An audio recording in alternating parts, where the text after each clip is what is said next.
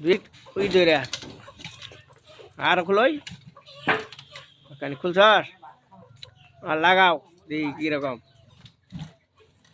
ছোট্ট একটা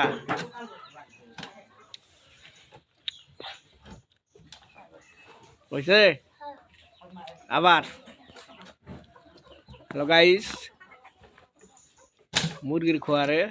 ছোট্ট একটি থাই জানালা বানাই দিলাম দেখতে কেমন লাগছে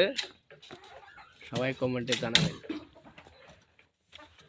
লাগাও হ্যাঁ ঠিক আছে হয়েছে আবার খুলো দি